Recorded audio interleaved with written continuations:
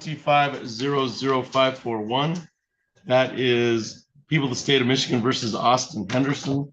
Will the parties please introduce themselves for the record? Mrs. L. Thank you, Your Honor. Gabrielle Isel, Assistant Prosecutor for the people. And sir, you are Austin Henderson, is that correct? All right, and you are not represented by counsel today, is that correct? All right, thank you. This is time set for a final pretrial today. Mrs. L, how are we proceeding? Your Honor, I'm going to be asking for an adjournment of the final pretrial. At this time, discovery has not been given to Mr. Henderson, as I had to learn how we do that in our office. I have now learned how to do that. I simply need to have him fill out a blank appearance form for our office, and we can get that to him via email. So I'm asking for a brief adjournment of 2 weeks to get that to him. All right, then that's my understanding is he's got, we fill out a form for the attorney of record. So this is to protect you. But it creates a problem when we don't have representation. Mr. Henderson, do you have any objection to the adjournment so you can get all the information so you can zealously represent yourself? All right, so we'll adjourn this pretrial. And you're thinking, Mrs. Zell, about a couple weeks? Yeah, 2 weeks should be fine. May 27th at 8:30. So we'll adjourn it for May 27th at 8:30? Yes. May 27th at 8:30. This comes up like once every 3 or 4 months. All right. And the cycle of just somebody getting discovery for themselves so they can look at it without counsel, without representation of counsel. And it requires, I think, another step for discovery purposes through the prosecutor's office. We'll reset for May 27th at 8:30. Anything else for the record in 25-00541, Mrs. L? Not for the people. Mr. Henderson, do you have any questions? You should be all set. Thank you for your appearance today. I can send you a link here. Great.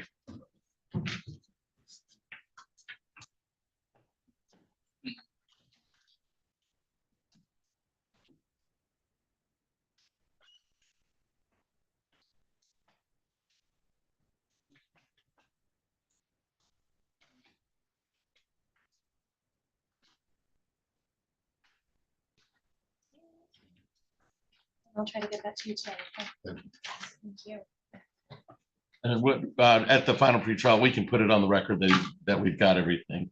All right, Mrs. L, where are we heading next? If we could call the Menno case, please.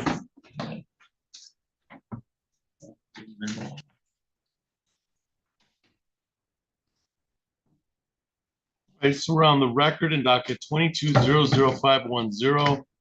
That is people of the state of Michigan versus Matthew Menno. Will the parties please introduce themselves for the record? Mrs. L. Thank you, Your Honor. Gabrielle Isel, Assistant Prosecutor for the people. Good morning, Your Honor. Michael Cronkite appearing with and on behalf of Matthew Menno. And Mr. Cronkite, were you with a law firm previously? Kronzak and Cronkite, yes, Your Honor. It's Kronzak and Cronkite. That's why I recognize you. I haven't seen you in years. I haven't seen you in about 15, 20 years. My attempts at retirement were a total failure. All our attempts at retirement have gone a little haywire, but it's good to see you. Thank you. Sir, you are Matthew Menno, is that correct? All right, thank you. This is a time set for a final pretrial in the matter. Mrs. L, how are we proceeding? Your Honor, at this time, the necessary witnesses in the people's case have failed to appear. They were subpoenaed for today's date, and we have attempted to get in contact via phone with them, but have not had any successful contact. We do expect a motion from the defense at this time. Mr. Cronkite. Your Honor, I can confirm that the necessary witnesses are not here because I looked in the hallway and there were no witnesses at all. And as a result of that, I am making a motion to dismiss. All right. So I will have printed out a nollie pros. It's not a nollie pros, it's a dismissal at the defense request. Mr. Menno, thank you. So I'm in possession of, in docket 22-00510, a dismissal without prejudice based on the motion by counsel and the people's inability to proceed, although the complaining victim has failed to appear, was subpoenaed to be here today. And therefore, this is dismissed without prejudice, which means that people could reissue if they choose to. It's kind of a default, but realistically, the case is dismissed today. All right, sir. You have several pretrial conditions that you probably should, I'd wait to make sure that they're purged from the computer system. It takes about 4 or 5 hours. All right, so make sure they're all purged from the computer system. And you might want a copy of the dismissal for my court officer. Okay, so I'm signing the order of acquittal for without prejudice. Anything else for the record in 22-00510, Mrs. L? Not for the people. Mr. Cronkite. Is my client on a PR bond? Do you know? I haven't He seen a bond. is PR 300.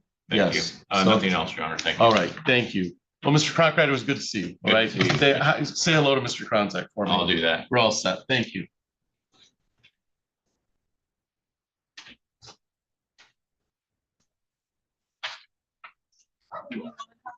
Yes, please. What's next, Mrs. L? I think we can do Christopher Hill's case.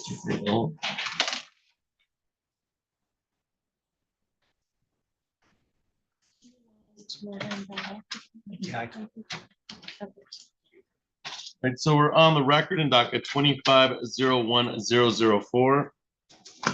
That is people of the state of Michigan versus Christopher Hill. Appearances for the record, Mrs. L. Thank you, Your Honor. Gabrielle Zell, Assistant Prosecutor for the people. Mr. Lee. Thank you, Your Honor. Assistant Public Defender John Lee on behalf of Christopher Hill. And sir, you are Christopher Hill, is that correct? Sir. Right, thank you. This is the time set for a final pretrial in the matter. Mrs. L, how are we proceeding? Your Honor, at this time, the necessary witnesses in the people's case have failed to appear. 3 witnesses were subpoenaed for today's date. 3 witnesses did fail to appear. We have tried to contact all 3 witnesses by phone and have failed to get in successful contact with them. We do expect a motion from the defense at this time. Mr. Lee. Thank you, Your Honor.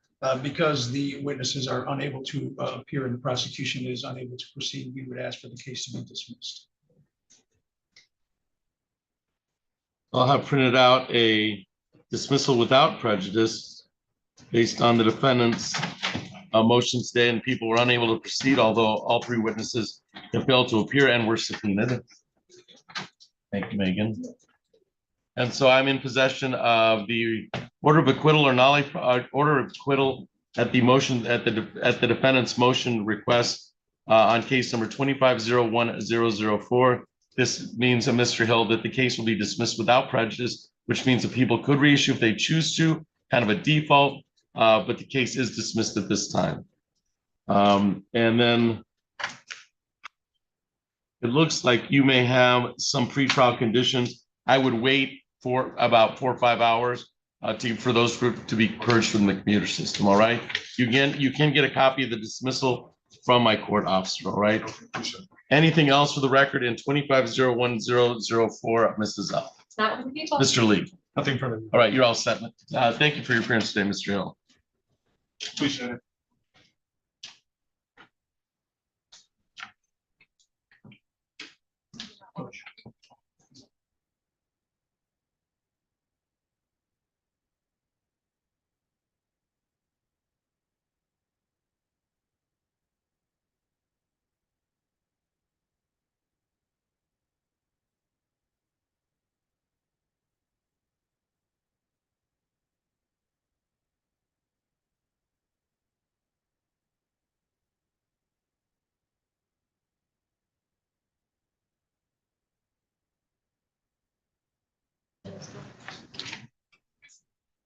Miss Wilson, you are on 25-00931 at 9 o'clock. Is that correct?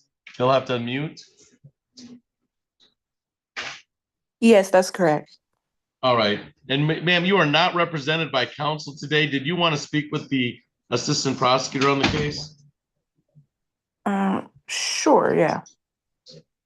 Or we can just put it on the record. Put it on the All record. right. All right. All right, Miss Wilson, let's call your case. We'll just put it on the record. All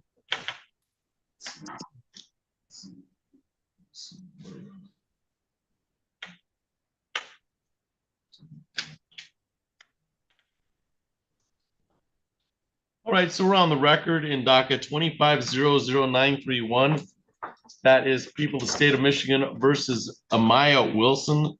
Will the parties please introduce themselves for the record? Mrs. L. Thank you, Your Honor. Gabrielle Ezel, Assistant Prosecutor for the People. And ma'am, you are Amaya Wilson, is that correct? Yes. All right. And you can hear me all right, Miss Wilson? Yeah, I can hear you. All right, thank you. This is the time set for pretrial. Miss Wilson, you are not represented by counsel today, is that correct? Yes. All right. So this is a pretrial. Mrs. L, how we proceed? Your Honor, I do believe we're here on a ticket for a dog license, dogs vaccination issue. At this time, the people would like to put on the record that if Ms. Wilson is able to provide a valid license and valid vaccination record, we would be willing to dismiss the case for compliance. Ms. Wilson, do you need some time in order to have the dog licensed, or we could reset this? I'd reset it for pretrial for some type of compliance purposes. How did you want to proceed? I already got the license right here. Can you email that to the assistant prosecutor? You have it? Yes, I do have it. Why don't we reset it, and we can reset it for another pretrial, and you can get that, and then you tell us if we need the pretrial or not. Sure. Yeah. Sure. So Ms. Wilson, what we'll do is we're going to reset this pretrial and have you get that information to Mrs. L now that she's placed the offer on the record. And then Mrs. L can let us know if we need the pretrial or not to go forward. You may have to get Mrs. L's, I don't know, what's the best way to get it to you? Probably by email. Right. So Ms. Wilson, would you be able to email that to Mrs. L, the APA? Yes. Yes, I would. All right. That outlet, so you can provide, I don't know if you want to say that over your email, I can.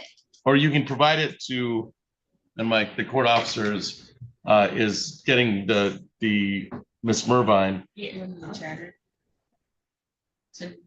Yeah, so we'll send it in the chat, and what we'll do is I'll have Mrs. L give it to the court recorder, and then she'll put it in the chat, and then you can use that to send the information. All right, Miss Wilson? Okay, thank you. So do you want to provide that to her? I have it. Oh, you have it? Okay. Thank you. All set. All right, Miss Wilson, if you provide that to Mrs. L, we probably will not need the pretrial, but I'll wait to hear from the prosecutor. All right, ma'am? All right. So we'll reset the pretrial for May 20th at 10. May 20th at 10 a.m. All right, we'll reset for May 20th at 10 a.m. Anything else for the record in 2500931, Mrs. L? Now for the people. Ms. Wilson, do you have any questions of me? No, not that any. I All can right, think if of. you check the chat, the email will be there, and you can send any compliance verification to Mrs. L. Okay. All right, you're all set. Thank you for your appearance today. Thank you.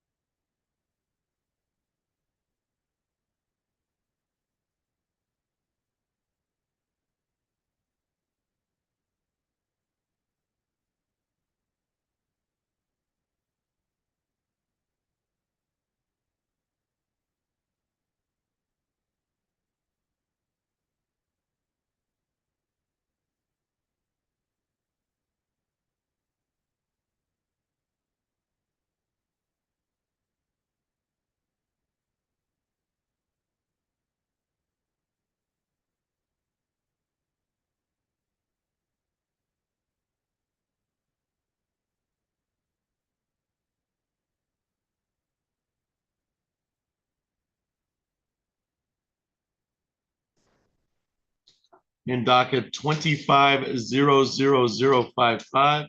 That's people of the state of Michigan versus Cameo Demore. Will the parties please introduce themselves for the record? Mrs. L. Thank you, Your Honor. Gabrielle Izal, Assistant Prosecutor for the people. Mr. Harris. Assistant Public Defender James Harris here on behalf of Mr. Demore, who is standing to my right, Your Honor. And sir, you are Cameo Demore, is that correct? Yes, sir. All right, thank you. This is the time set for a pretrial in the matter. Mrs. L, how are we proceeding? Your Honor, it's my understanding we're going to be asking for this to be set for a final pretrial.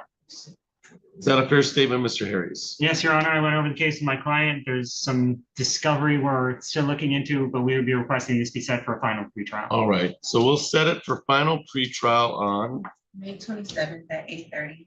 May 27th at 8:30.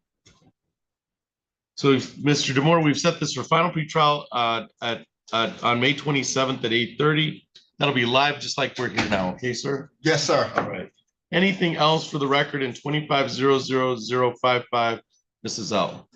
Not for the people. Mr. Harris? Not from the defense, Your Honor. All right, Mr. Demore, you can get notification. We'll give you notification for that date right here, and we should all be all set. Thank you for your attention today. You're welcome.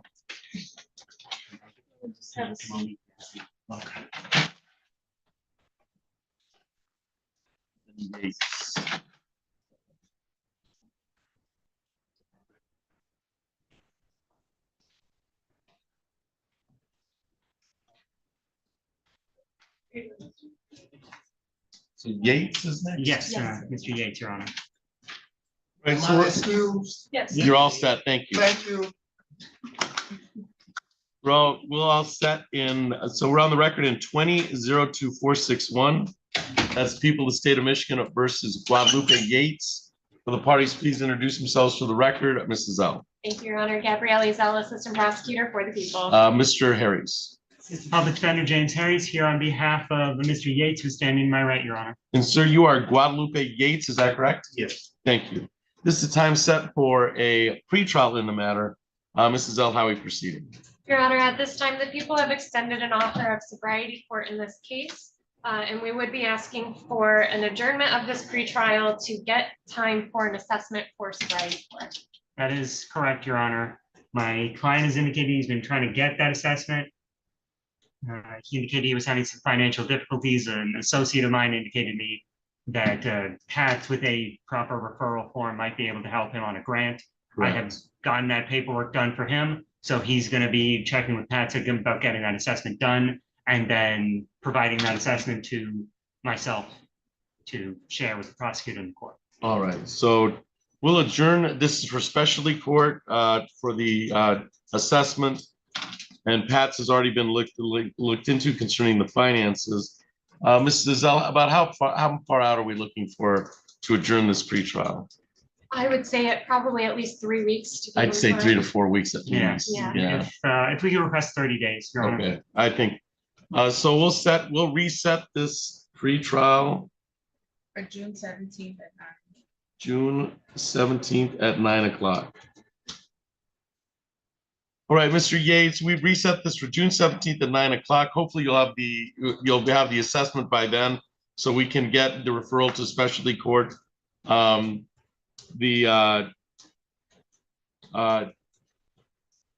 that specialty court needs the assessment in order to make sure you're a candidate for them. Anything else for the record in 20-02461 of Mrs. L? Not for the people. Mr. Harris. Not for the defense, Your Honor. All right, you should be all set. We'll see you on June 17th at 9 o'clock.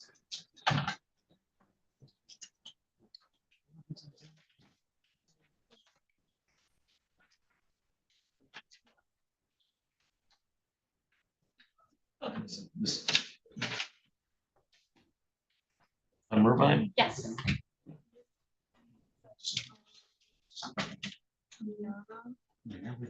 All right, so we're on the record in docket 20-01888 and 23-00892.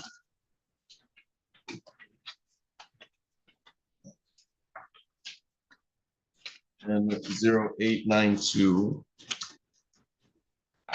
So both cases are for Aaliyah Helen Mervine. Will the parties please introduce themselves for the record? Mrs. L. Thank Thank you, Your Honor. Gabrielle Isabel, Assistant Prosecutor for the people. Mr. Lee. Assistant Public Defender John Lee on behalf of Aaliyah Mervine. And ma'am, you are Aaliyah Mervine, is that correct? Yes. All right, thank you. This is time set for, and if you want to call these cases separately, for a final pretrial on both matters, I have it set for 2 contempt hearings, 1 on each file, and then 1 final pretrial on each matter. Mrs. L, how we proceed? Your Honor, if I could start by just asking for clarification of what the basis for the contempt hearing is that just a failure to That- appear? I have a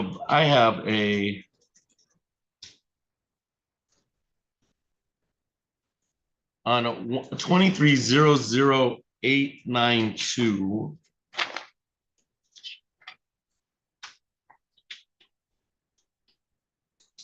I have a violation of did commit a crime and consume alcohol. That's on 23-00892. And then on 20-01888, I have did commit a crime and consume alcohol. I have the same.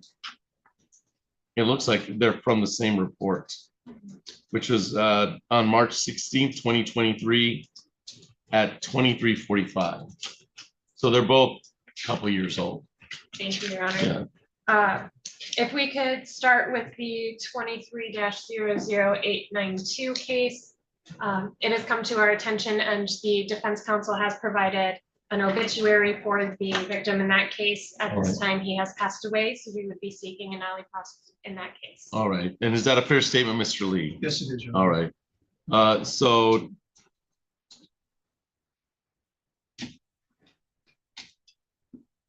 the defendant on that one has passed and people move to dismiss without prejudice. All right. So I will get a nollie pros printed out for the signature of Mrs. L.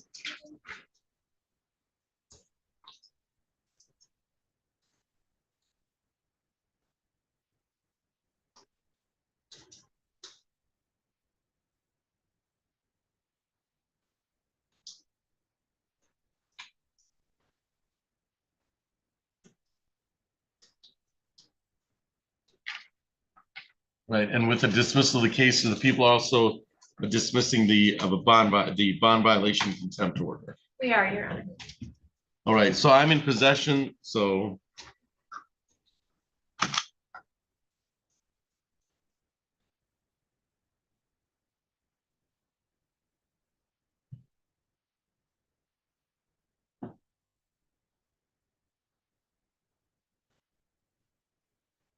All right, so I'm in possession of the nollie pros on 23-00892, and this is dismissed without prejudice because of the passing of the victim.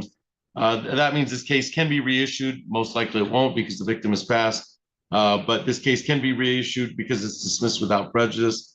I will sign accordingly, and then I will also dismiss at the recommendation of the prosecutor the bond violation concerning this matter.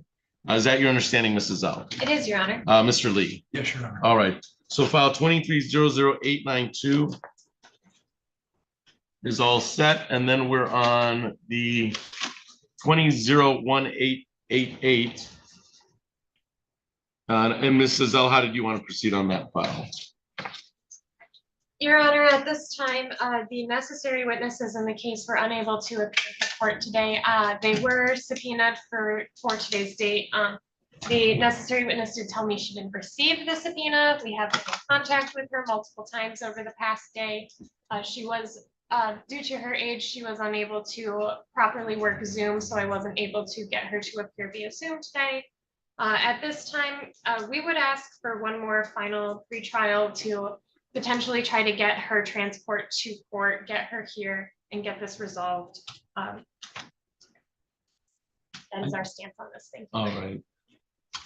It's my understanding on this is a 20 file, but the defendant has failed to appear at least 1, 2, 3, 4,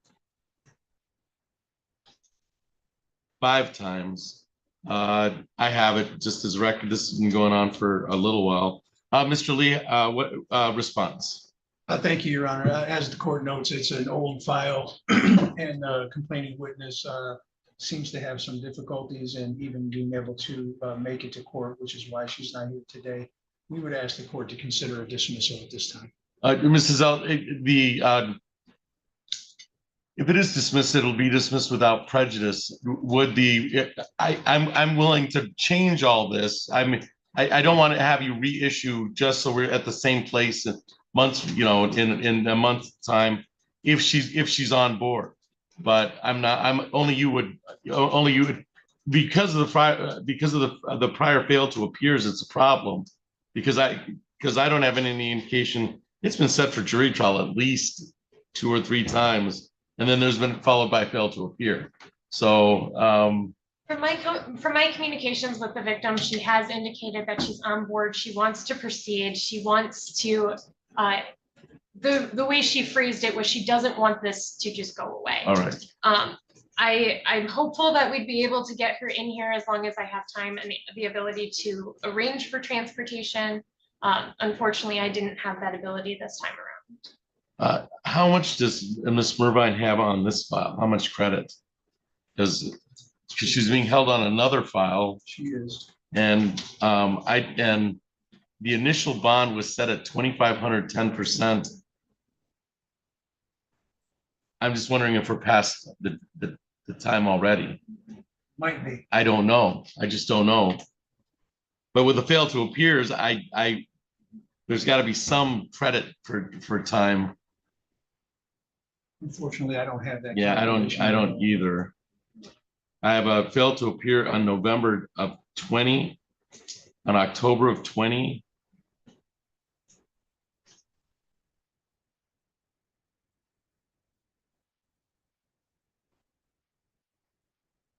'21 failed to appear. There was also a time that this was being looked at for forensic review purposes, and I do have. But that was also a case with that case looks like it stemmed out of 55th. My understanding is that she was found competent. Okay, all right. So I don't know what the time in is. I will grant the motion for an adjournment in this matter because you do have a victim on board. But it'll be the last adjournment. I mean, that's because to say this is an older case is kind of a misnomer because I think these facts are from This will be June of 2020. June of 20, yeah, 6th of 2020, that's about right. All right, so we'll reset for complaining victim's appearance.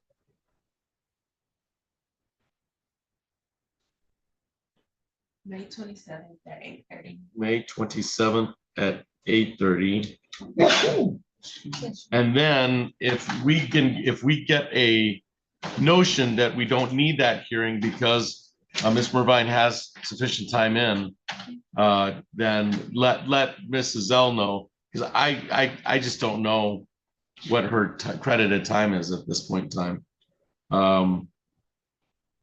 Because she's been in and out, and some of it's been under the forensic review, but some of it has not been under forensic review. But we'll reset for May 27th at 8:30. I'll reset the bond violation for the same time.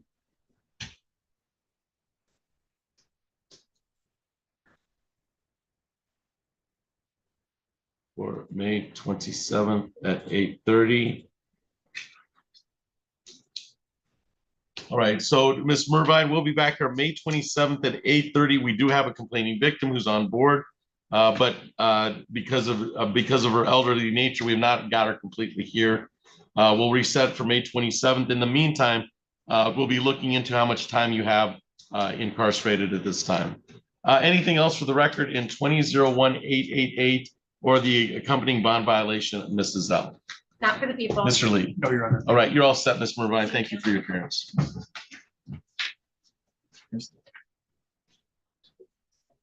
Forensics, I'm not sure what's.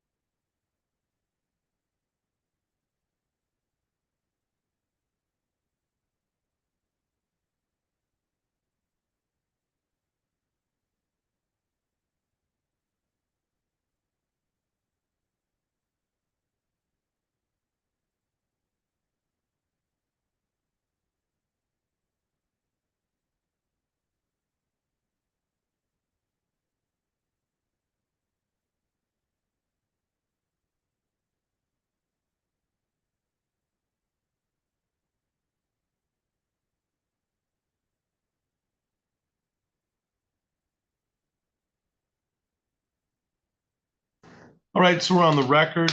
So Miss Garrett Shed, you can unmute and we'll call your case.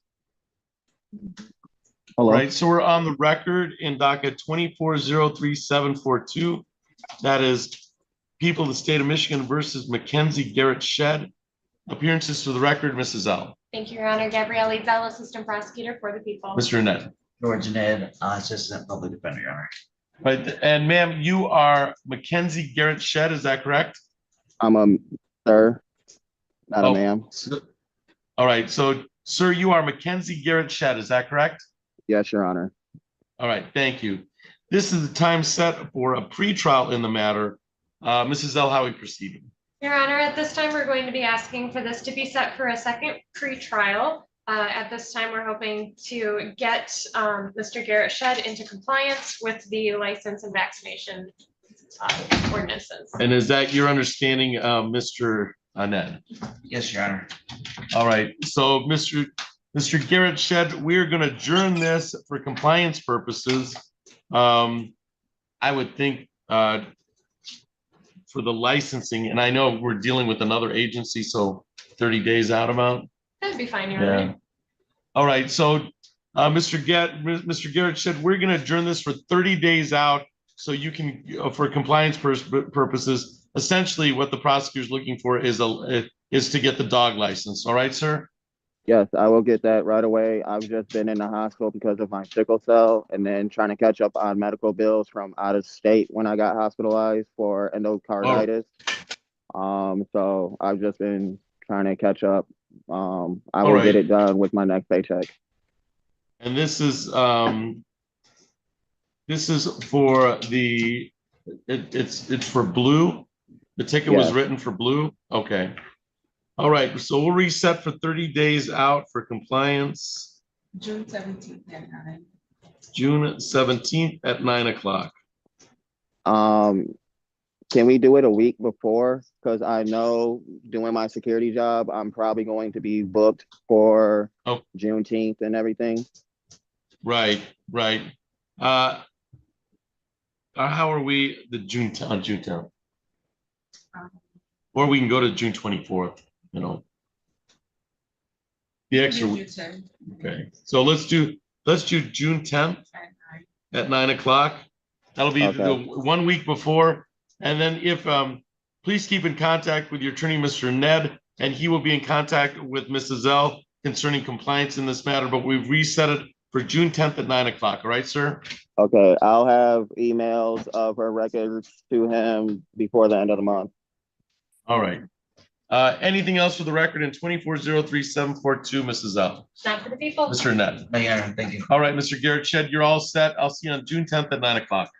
Okay, thank you for your You're leniency, Your Honor.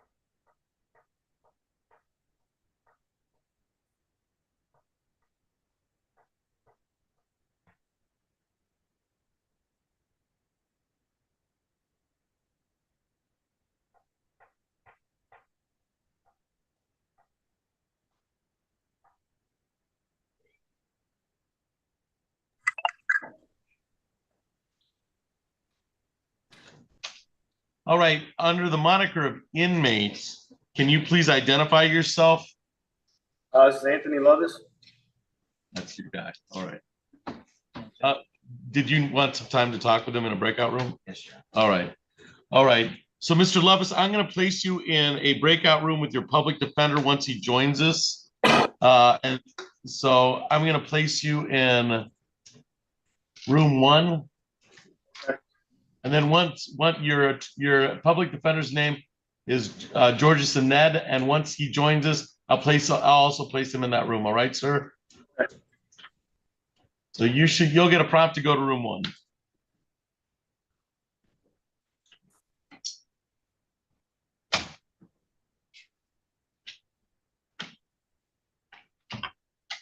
Georges, I'll place you in room 1 also.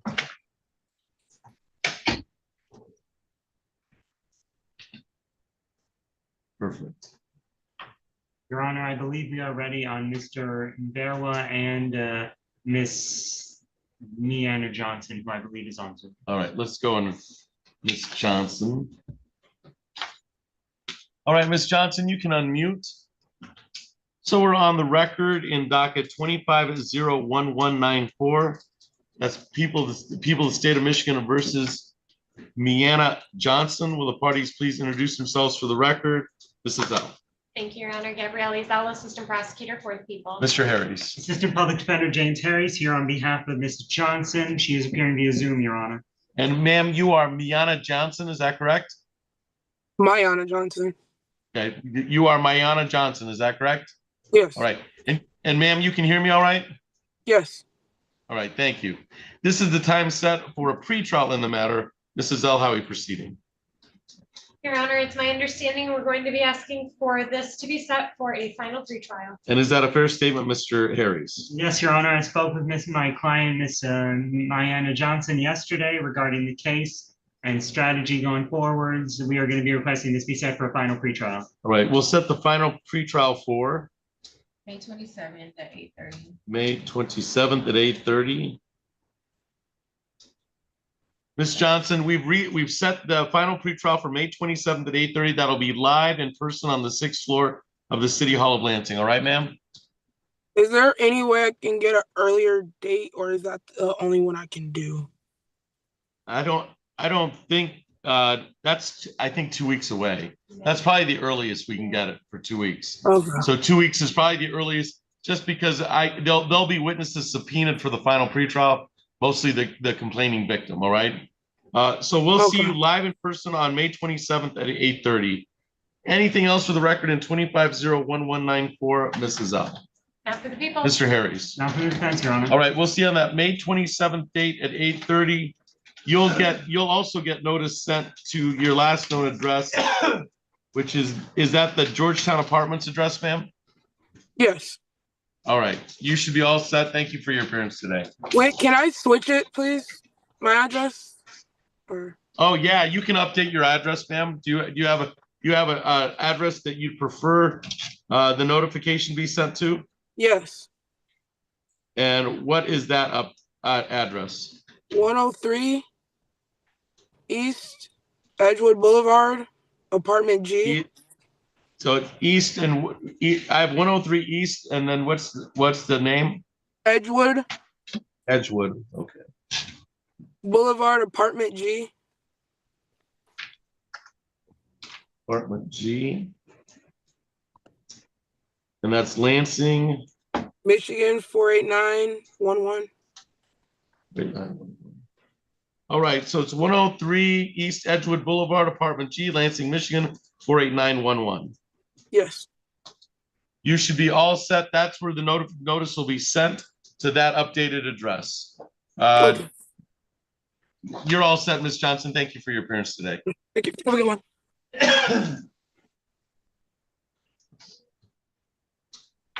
And you had a second one. Yes, Mr. Inverwa with the interpreter, Your Honor.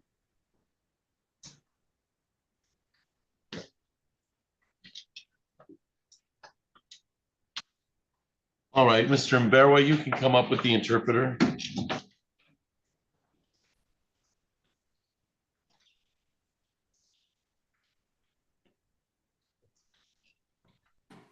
All right. So, Mr. Interpreter, I'm going to have you state your first name and last name for the record and spell them both for me. Name Ibrahim Mahitola, first name Ibrahim Ibrahim. Okay. Last name Mahitola Mahitula. M-A-H, did you get it? Mahitula. All right. Please raise your right hand, sir. Do you solemnly swear or affirm that you will truly, accurately, and impartially interpret in the matter now before the court and not divulge confidential communications, so help you God under the penalty of perjury? All right. All right, just let me know if I get going a little fast, all right? We are on the record in 25-01216. And that is People of the State of Michigan versus Muhyiddin Mberwa. You can have a seat. You can have a seat. You can have a seat, sir. Will the parties please introduce themselves for the record? Mrs. Up. Thank you, Your Honor. Gabrielle Ezel, Assistant Prosecutor for the people. Mr. Harris. Assistant Public Defender James Harris for Mr. Inverwa. And sir, you are Muhyiddin Mberwa? Yes. Okay, thank you. This is the time set, and you should relay whatever. This is the time set for a pretrial. Mrs. Zell, how we proceed? Your Honor, at this time, we'll be asking for this to be set for a final pretrial.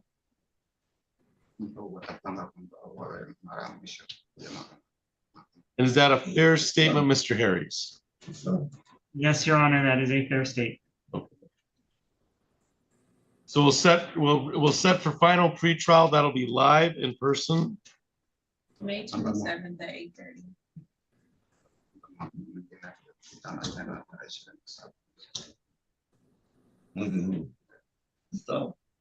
All right, so we've set it for live in person on the 6th floor, just like today, for May 27th at 8:30.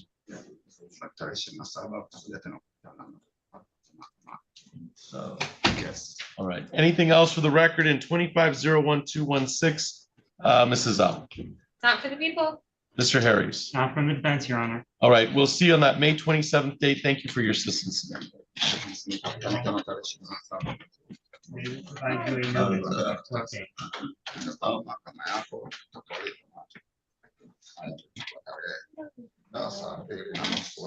You're not. No. Yeah, she said for. We excuse, right? Are we excused? Yes. Thank you. You're all set. If you got a second to do nothing this afternoon, before that one too. Okay, thank you. You want me to bring her back? Do you want me to bring? Well, no, that one was just saying, we were expecting you to please. Yes, Dad, I'm tired. Please. Lois, a couple things season. He is not, usually if there's a. That's what I thought. Just see y'all. Sorry, just wanted to check. I have a. We have. Is that how we do these? Ryan I've Scarlett, got bigger fish to fry. Shauna Hawkins. Malia. and that's all. So which case? Love us. Lovis. All right. Or whatever. All right, so we're on the record in docket 24-00869. That is people, the state of Michigan versus Anthony Lovis.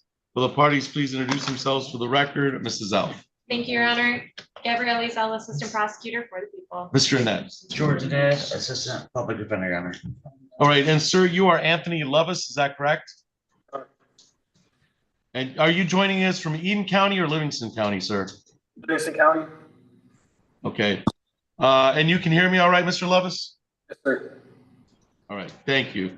This is the time set for a pretrial in the matter. Mrs. L, how are we proceeding? Your Honor, at this time, it's come to my attention that Mr. Levis no longer owns the dog in question. So at this time, we would ask for a nollie in this case. All right, and is this on a ticket or is this on a, this is on a ticket? It's a great question. It's on a ticket, all right. So Mr. Levis, that's correct. You are no longer in possession of Ben, the pit bull? No, sir, I'm not. All right. With that understanding, we will dismiss. I'm assuming you have no objection to Mr. Ned. So we're dismissed without prejudice. The unlicensed dog ticket on file 24-00869. All right, so Mr. Levis, this has been dismissed without prejudice, which means that people could reissue if they choose to, but realistically today the case is dismissed. All right, sir? Thank you, sir. All right, anything else for the record in 24-00869, Mrs. L? Not for the people. Mr. Annette? No, Your Honor. All right, Mr. Levis, you're all set. Thank you for your appearance today. Thank you. You guys have a good day. You too. You have Miss Hawkins on Zoom, just so you know. We can go on the record. That's a conflict case. On Hawkins? Yeah, is Dave Carter on Zoom by chance? He's not. He is not. I'll be asking for adjournment. My understanding is a conflict counsel case. Okay. Okay. Yeah, it's a co-defendant case, Okay. so.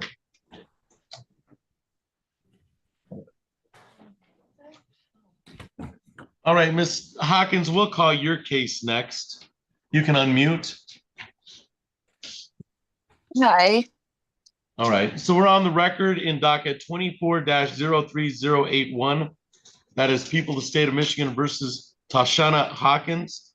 Will the parties please introduce themselves to the record? Mrs. L. Thank you, Your Honor. Gabrielle Ezell, Assistant Prosecutor for the people. Mr. Need. Your Honor, temporarily stepping in, George Ned, Assistant Public Defender. And ma'am, you're help me with the pronunciation, Tashana Hawkins? Yeah, it's Shauna Hawkins. Yes. Okay. And Miss Hawkins, it's my understanding, and I'll make the record, and then that you are getting conflict counsel from the public defender's office on this file. Is that your understanding, ma'am? Yes. All right. This is a co-defendant case with a Jeremiah Jackson. And so it appears that Mr. Carter is been assigned the case. And that's what we're looking at conflict counsel. I don't know if he's gotten the paperwork yet or if he's filed an appearance. But I'm willing to adjourn this pretrial so we can have a counsel here, and then we can have a real pretrial. All right, ma'am? Yes, sir. Yeah. Yeah, and I'm assuming I'm assuming Mr. Carter wants full discovery. That I don't even know if that's been sent out yet. So it does look like we have received Mr. Carter's appearance in our office on May 9th, and it appears that we have sent him discovery on that day as well. So that was last week. Yes, I believe All right. so. All right, so Ms. Hawkins, let's adjourn this pretrial.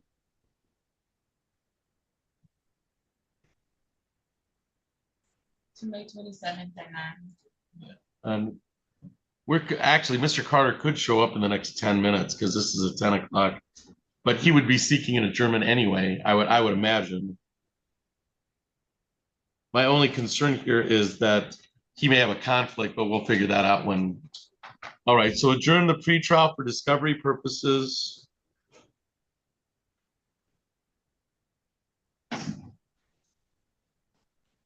For conflict counsel.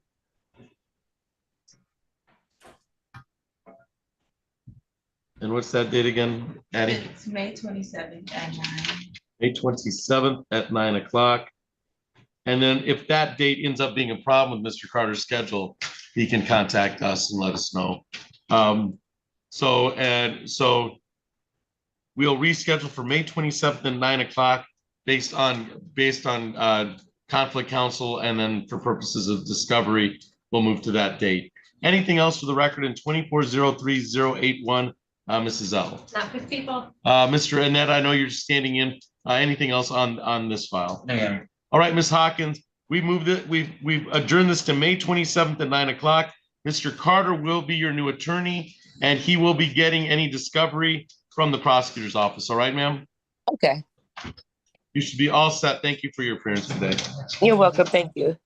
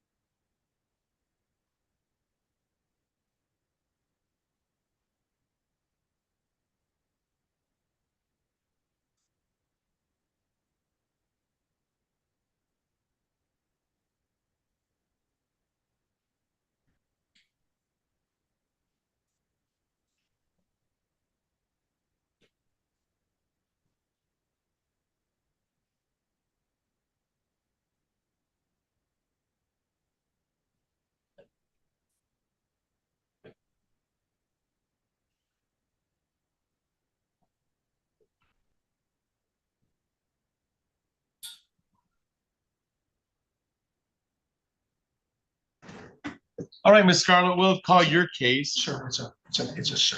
It's a sir? Oh. All right, sir, we'll call your case. Thank you for that. No problem. And you can unmute. Thank you. All right, we're on the record in docket 2501241. That is people of the state of Michigan versus, is it Nigel Scarlett? Will the parties please introduce themselves for the record? Mrs. L. Thank you, Your Honor. Gabrielle Zell, Assistant Prosecutor for the people. Mr. Lee. Thank you, Your Honor. Assistant Public Defender John Lee appearing on behalf of Nigel Scarlett. And sir, you are Nigel Scarlett, is that correct?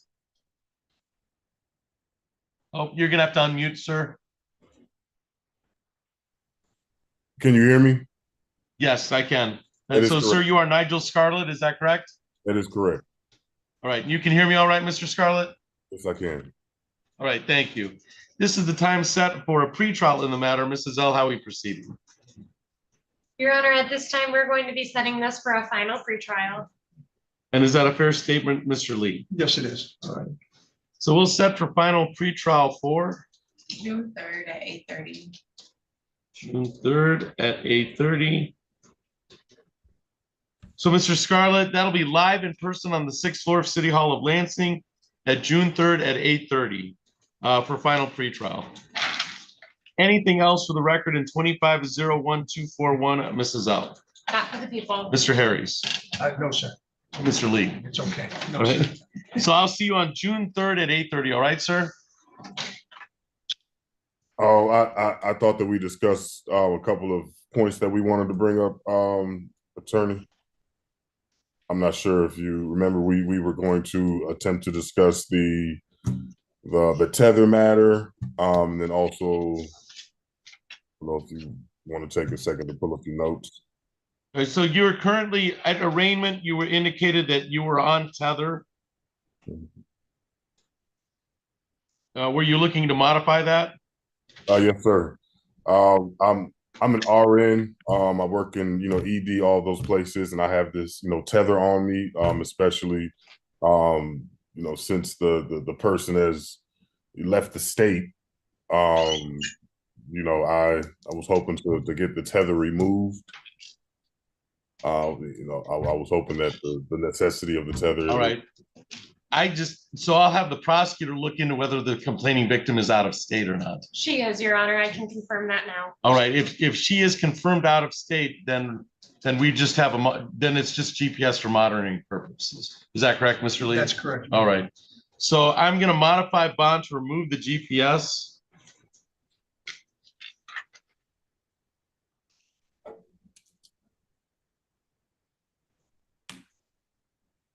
And I'll leave it to the prosecutor to notify the victim that we've done so because she is out of state. Your Honor, Mr. Scarlett would also like permission to return to his home address because the complaining witness was living there. He was given a GPS tether and a no contact order. If the complaining witness has moved out of state and we don't need the tether, we also don't need protection of that address. And it's his home. He would like to move back in. If the complaining victim's out of state, then that would be for our purposes, let me put that on the record. That is a Tia Roberts. Then going back to his home address would not place him in violation of the no contact order. Is that correct? I believe that is correct, All Your right. Honor. Mr. Scarlett, you would not be in violation of the no contact order if you go back to your address if the complaining victim's out of state, as you've indicated. All right, sir? Sure. All right. So I don't even have to place that. I'll place it on the record, but there's no violation of no contact order. The victim's not in state. I will have the GPS removed because the victim's out of state. And therefore, Mr. Scarlett, they probably put that on at the Ingham County Jail in Mason. You'd probably have to go back there to have that removed, and we'll email them telling that you are expected to go there to have that removed. All right, sir? Okay. How long should I wait before that email is transferred over? We'll do it this morning. I would wait till this afternoon to have it removed, and then just to be safe, you should wait for it to purge from the computer system. I'd wait till 5 today. 5 today. Yeah, 5 just to make sure it's removed. But you'll have to go back to the jail to have it removed. All right. Okay. All right. So I've modified the bond to remove the GPS. The complaining victim has been indicated and confirmed is out of state, and going back to your original address will not place you in violation of no contact order since the victim is out of state. Anything else for the record? In 25-01241, Mr. Lee. No, sir. Thank you. Mrs. Zala. Back to the people. All right, Mr. Scarlett, you're all set. Thank you for your appearance today. Thank you, sir.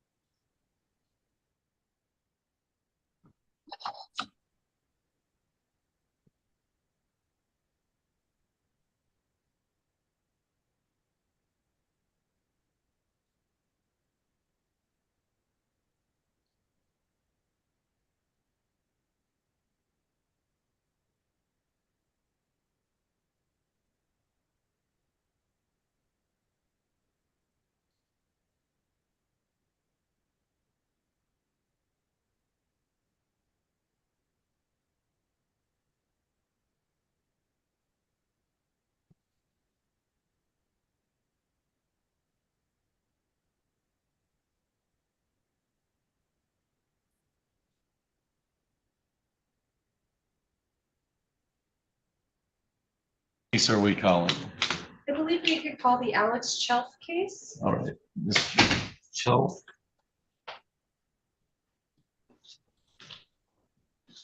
Mr. Chelf is represented by the Public Defender's Office. No, Your Honor, I do believe that he is represented by Mr. Morse. That is correct, Your Honor. Our office and myself originally represented him when he applied for a public defender. However, my understanding is that he has since retained Mr. Samoris. All right. I would simply be requesting if and when the substitution is done, a copy get forwarded to our office so we can close out our file. All right. So we're on the record in docket 25-01259. That is People of the State of Michigan versus Alex Shelf. Appearances for the record, Mrs. L. Thank you, Your Honor. Gabrielle Zell, Assistant Prosecutor for the People. Mr. Samores. Good morning, Your Honor. Peter S'mores here on behalf of the defendant, Alex Shelf. And sir, you are Alex Shelf, is that correct? Yes, sir, that's correct. Right, and you can hear me all right, Mr. Shelf? Yes, I can. Thank you. This is the time set for a pretrial in the matter. Mrs. L, how are we proceeding? It seems like we're in the mode of getting discovery to Mr. Samores, I would assume. Yes, Your Honor. I do believe that our office has potentially sent over discovery. It looks like it may have gone out on May 9th when we received the appearance. However, I would like to get confirmation on that if we can. Mr. Samores, do you have all the discovery at this point in time? I believe so, Your Honor. And I did receive the PDF police report, the narrative, and of course that included the misdemeanor complaint along with 2 photographs. Also, I do believe my appearance, I think, was filed before any sort of official appointment. Yeah, if not, I'll gladly do a substitution of counsel, but I know this is the first time that issue's come up. All right. Yeah, I don't know if we have the substitution of counsel or an appearance.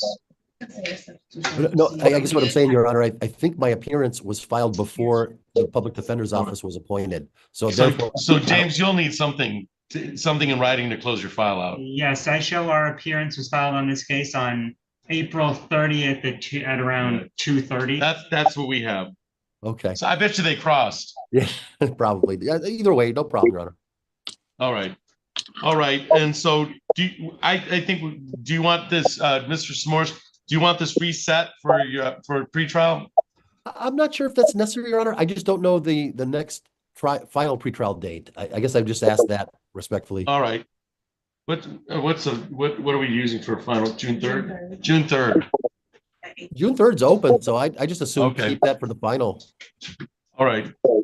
All right. So we'll set for final pretrial.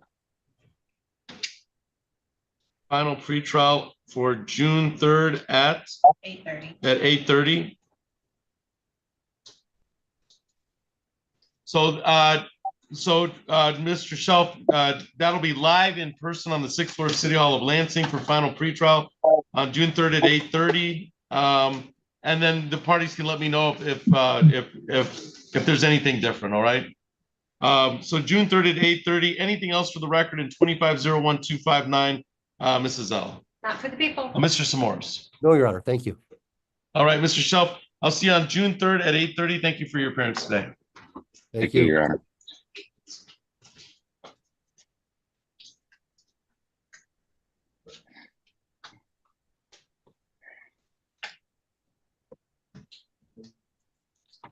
Is Alexis Evans pro per or? Yes, I do believe so. All right, Miss Evans, we'll call your case. So we're on the record in docket 25-00982 and 25-00983. That is People of the State of Michigan versus Alexis Evans. Will the parties please introduce themselves for the record? Mrs. L. Thank you, Your Honor. Gabrielle Zell, Assistant Prosecutor for the People. And ma'am, you are Alexis Evans, is that correct? Yes. Okay, and you can hear me all right, Miss Evans? Yes, I can. Okay, and you are not represented by counsel today, is that correct? Correct. All right. Ms. Zell, we'll go ahead and put it on the record. How are we proceeding today, Mrs. Zell? Thank you, Your Honor. It does appear to me that we are here today on 2 tickets for failure to have a dog license or proper vaccination records. At this time, the people would like to extend the offer if Miss Alexis Evans is able to get a valid license and vaccination records for those animals, we would be willing to dismiss for compliance. Miss Evans, are you able to get either, I think it's Zeus and Frost license? I have both of their rabies certificates right here that I accomplished last Friday, and if I could be given like 2 weeks, I will have them fully licensed. Finally, oh, perfect. That's perfect. Did I say finally? I didn't mean finally, I meant perfect. So, all right, so we'll adjourn 2 weeks out. We do May 27th at 9:30. May 27th at 9:30. We'll adjourn to May 27th at 9:30. All right, so we'll adjourn both those files to May 27th at 9:30 for compliance purposes. And then Mrs. Zell can let us know if we need that actual date, if you're able to get that information to her. All right, ma'am? And you said it's Mrs. Zoe that I need to make sure to get it to? Yeah, it's similarly, we can put her email in chat and you can email it to her. Yes. All right. So I will put her email address in chat, and then you can email it to her with the understanding that this is for compliance on both those dogs. Yes, sir. All right. All right. Anything else for the record in 2500000982 or A3, Mrs. L? Not for the people. Miss Evans. Nope. Okay, you should be all set, ma'am. Thank you for your appearance today. Thank you. You have a great day. You too.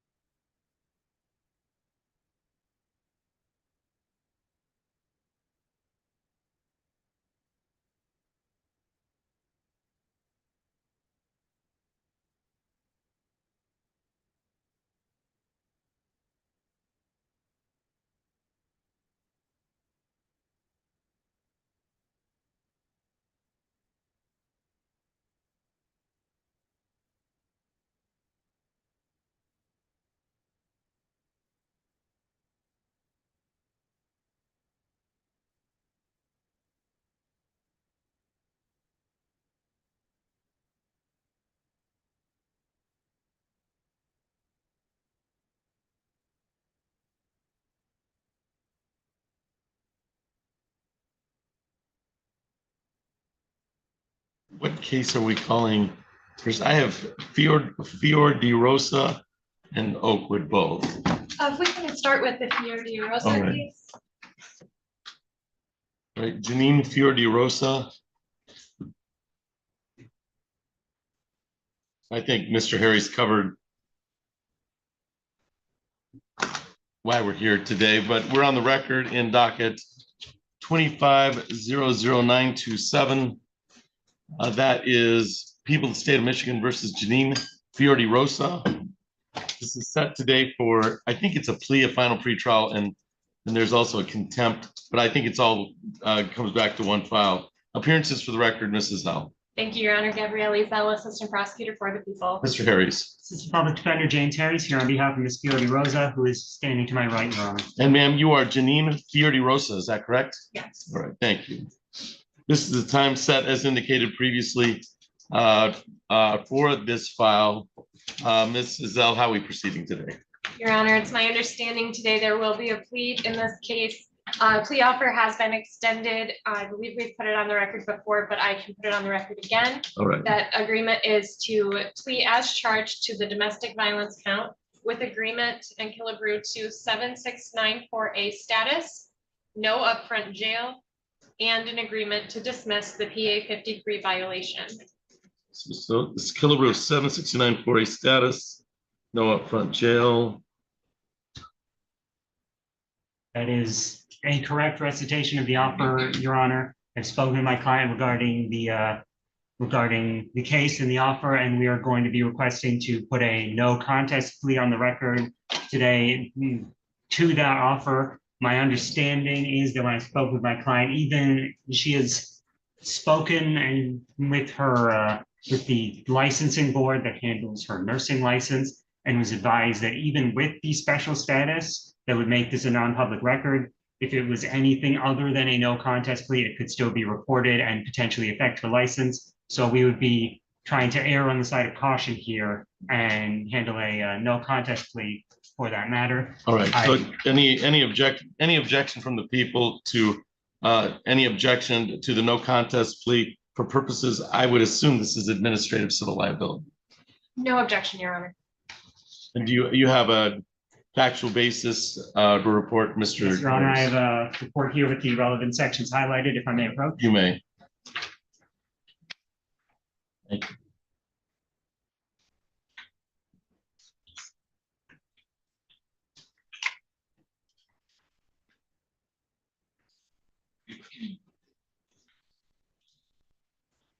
All right, so this is for Mr. Harris may inquire of your client of their advice of misdemeanor jury trial rights concerning this no contest plea. Yes, Your Honor. All right. Ms. Fior de Rosa, you have the following trial rights, and I'm going to walk you through those rights, okay? You have the right to be tried by a jury, to be presumed innocent until proven guilty, to have the prosecutor prove beyond reasonable doubt that you are guilty, to have witnesses against you appear at trial, to question any witnesses that are brought against you. You're represented today by Attorney James Harris, and he would be present to cross-examine any witnesses or contest any charges brought against you by the people of the state of Michigan. Do you understand that, ma'am? You have the right to have the court ordering witnesses appear in your defense, remain silent during the trial, not to have that silence used against you, and to testify at a trial if you choose to testify. If your plea is accepted, you'll give up, if your no contest plea is accepted, you'll give up the claim the no contest plea was a result of any promises other than what's been stated on the record, or threats that it was not your choice to plead no contest. You'll also be giving up the right to appeal anything from trial. Since you won't be having a trial, you'll be pleading no contest instead. Is it your still wish today to plead no contest to the charges? All right. And well, I'll reiterate the agreement as I understand it. It is a plea discharge to domestic violence, and that would be pursuant to, for the record, I can put that, to 750.81 parents 2. There's an agreement between the attorneys that this has been treated, this will be a Killebrew to 7694A status, so you'll Killebrew status and no upfront jail. If I was to do something different from that, you've had the opportunity to withdraw your plea. Do you understand that, ma'am? Okay. There's also, as part of this, a dismissal of the pending contempt charge. Do you understand that? Okay. All right. I will use the For the no contest plea for the factual basis, I will use the Lansing Police Report 25519028854 as a factual basis for the no contest plea, and that would be for the potential for administrative civil liability. So I find that this occurred on, so the date and time would be March 28, 2025 at 610 Riley Street in the city of Lansing. That yourself, Janine Fiordorosa,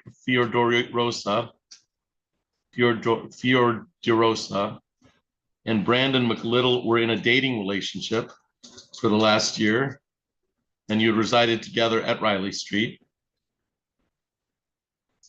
And then the allegation is an offensive touching of a person that you're in a dating relationship with.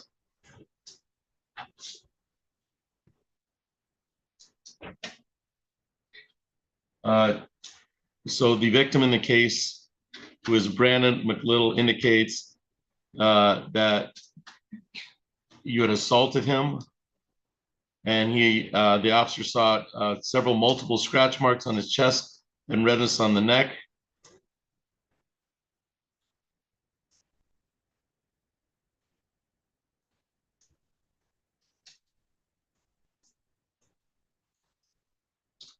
A statement was taken from Miss Fiordoriso, and there appears to be nothing that was done during the statement that would indicate that it was done in self-defense.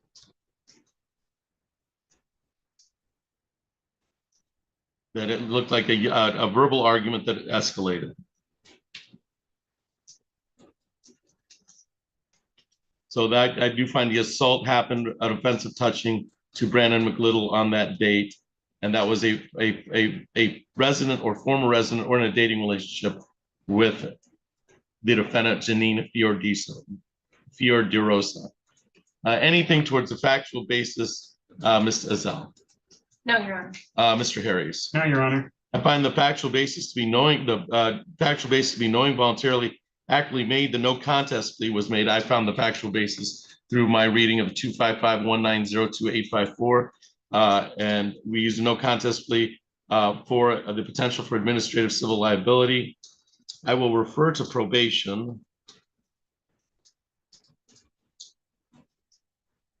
So, Ms. Fiordorosa, if you go one floor down all the way to the right, Mr. Harris will show you where to go. There is a probation. They'll either see you now or they'll make an appointment to see you. What they'll do is they'll prepare a report for me, and then we'll see what options are available to us in sentencing, okay? So I'm going to refer to probation, and then we'll have a sentencing date of July 1st at 1:30. July 1st Yes. at 1:30. All right, and then Ms. Azell, would you make a motion to dismiss the PA 53 violation now, and then we can hold it, or we can hold it to the date of sentencing? It's really entirely up to you. I would like to go ahead and just make the motion to dismiss that now, Okay. please. All right, so.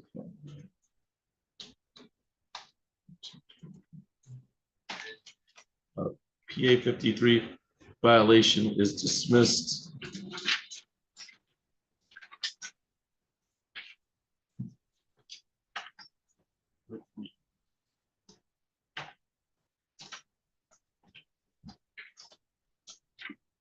So this is dismissed, the PA 53 violation is dismissed per plea agreement.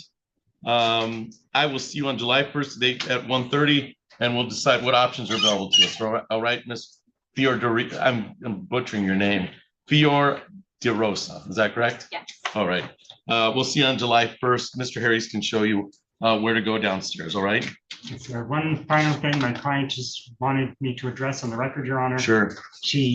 Given the long distance she had to travel today from Illinois, she wanted me to request whether she may appear via Zoom for sentencing. I advised her it's unlikely and that the court would most likely prefer to have her appear in person, but she still wanted me to put the request on the record, so I simply wanted to request that. Yeah, ma'am, you drove from Chicago, is that correct? Further. Yeah, further from So you're further west of Chicago? Northwest suburbs near Okay. Wisconsin. I don't know what they're going to come out with probation. All right. If they come up with probation, they're following the recommendation. I think we can do a Zoom. Zoom is appropriate. All right. If they come up with something different, and obviously you're going to have to, Mr. Harris is going to argue on your behalf that we follow what's been reported to as the agreement. It might be a good idea for you to drop. All right. But I'm okay with having this be a Zoom if the 769-4A and the no upfront jail is part of the agreement. I don't have a problem with that Zoom. Mrs. L, do you have any problem with that? With if the agreement stands as indicated? We have no problem with that. Your Honor. Here's my problem. If I don't know what's going to happen, I can predict what's going to happen. They may follow the recommendation. If they do, then we can do all this via Zoom. If there's a problem with them indicating that they can't do this, then you may want to be here to indicate why I should follow the recommendations. And I don't want to take that away from you. Okay. All right. So Zoom is appropriate, but I'll leave it up to you. Okay. And you can talk to Mr. Harris. Mr. Harris, I'll also return the police report that you provided for the no contest plea. Thank you, Mayor. Coach, Your Honor. And I can stay in touch with Ms. Rosa and the probation officer to determine what is necessary depending on the recommendations. Yeah, it'll come down to the pre-sentence report. So when I understand that you've pled no contest live here concerning the administrative liability, but you may want to be as candid as possible with them in regards to what exactly happened and the reason why you pled no contest. Because immediately they're going to think you're not admitting responsibility, and I don't want that to be an issue here. Okay, I want them to know that you understand why you had to plead no contest, and that was for your own civil liability protection. All right, ma'am. All right, we will see you via Zoom on that date if everything goes well. All right. Thank you. Thank you, Mr. Harris.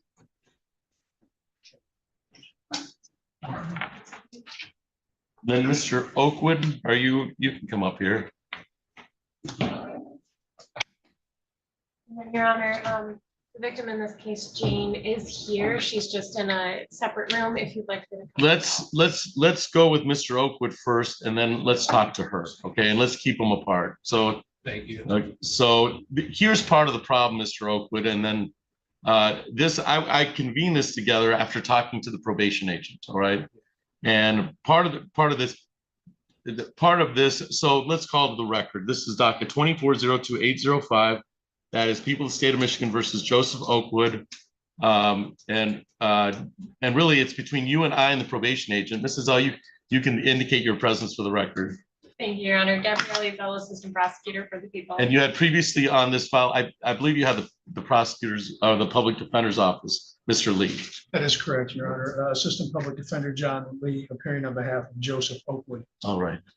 So, Mr. Oakwood, after talking to your probation agent, I am just concerned now that there's been either it been a warranted or a unwarranted violation of the no contact order. Okay. And so I'm going to make it really clear. All right. And so you're not going to jail today or anything like that. We're not going to have a hearing. I just want to use this as kind of a clearing of the air that it really falls on you. All right. You're under my probation. You have a judgment of sentence against you. I signed the judgment of sentence. It indicates that you're to have no contact with Jane Vonnegut or be within 2,000 feet of where the victim lies, works, or goes to school without consent of this court. No third-party contact with minor children until family court order is issued. Is that family court order issued yet? Okay, I don't think so either. Defendant is restrained from harassing, stalking, or threatening or engaging in other conduct that would place Jane Vonnegut in reasonable fear of bodily injury. I've talked to Mr. Han about it. I'd rather do this just to set all the tones of it. I know that you're somewhat in a difficult spot, okay? But with all that's going on, you have to indicate. So if you are contacted for any reason and I'll say the same to Ms. Bonneger. If you're contacted, you're to ignore that contact. You can contact Mr. Hannah and say, Mr. Hannah, I'm not contacting, I'm being contacted. It would even go to the point where you can go call the Lansing Police Department and say, look, I don't want to get a no contact order problem.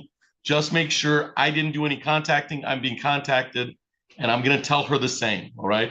I want it, and so as of today, as of May 13th, anything that follows is everybody's responsible for their behavior. But you're the one who's gonna take the hit because you are on probation, all right? And I just want to warn you of it. So look out for yourself, all right? And then when the family court order comes down, follow the family court order, and I would carry it with you, okay? I would carry it with you so that you always have it, so you can say, look, I'm following court's orders, I'm not violating my no contact order, and I'm following the family court order just as protection, because you're the one who's going to do the time. Okay. All right. And so let's keep it clean. Mr. Hannah's a good probation agent. He's on top of things, but he also doesn't want to be taken advantage of. All right. And so that's all we're doing here. All we're making sure is that everybody understands the rules and everybody follows the rules. All right. Do you have any questions of me concerning, until that family court order comes down, there's a no contact order with herself or the kids? There is an order in officially. All right, ma'am, you've got to step out. Okay, You've got to step out. Yeah. Yep, you've got to step out, ma'am. I could be in here, sorry. Right. So, you got under our no contact order, just until that's modified with Mr. Hannah, you can have any contact you want with Mr. Hannah or LPD, but I just protect yourself because you're going to suffer the consequences of the no contact order. I want to do that just so we make it clear. Do you have any questions of me? All right. I just want to make this message. All right. Well, we're there. Okay, we're there, and let's just do our best to keep this as simple as possible. All right. All right. Good luck to you, Mr. Good luck to you, Your Honor, sir. could I just ask a quick question? Sure, So that Mr. I'm Lee. clear. So there's no contact between the complaining witness or the children. Right. Now, if the friend of the court modifies and says, yes, you can have visitation or however they do it. Right. Then Are he you- can follow that order, but I would carry around that order with you. Yeah, there you Yeah. go. Because the minute it's just an act of self-preservation. Okay. It's just an act of saying, look, I'm following the order to the T. All right. All right. Good luck to you, sir. Okay. All right. All right. And then Mr. Lee, you can have Ms. Bonneger come in and I'll explain the same to her.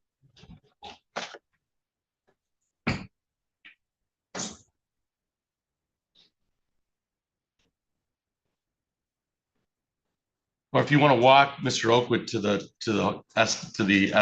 Just down the hallway here. so Okay. I'm gonna let them clear out. All right. Well, I want her to come in here.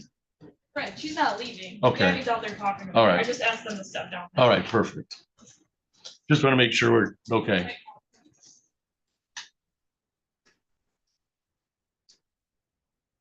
They were right outside the door here. Yes. It's a volatile situation to say the least.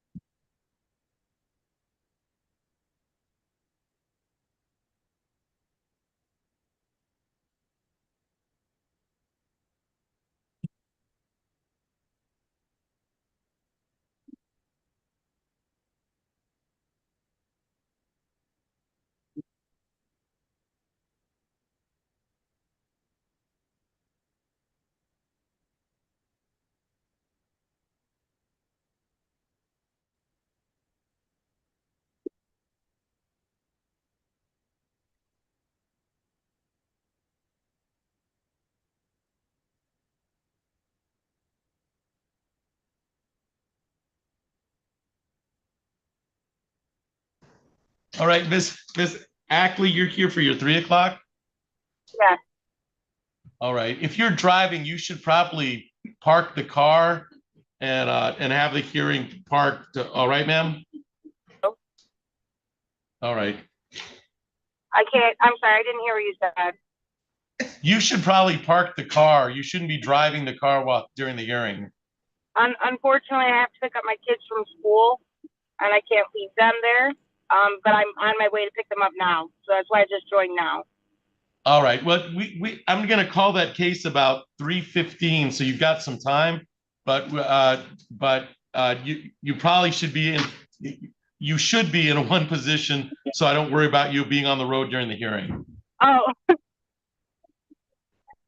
unfortunately, I couldn't take, I'm a single mom, so I don't have anybody All else to right, pick up my kids. So I will be careful though, I promise. all right, thank you.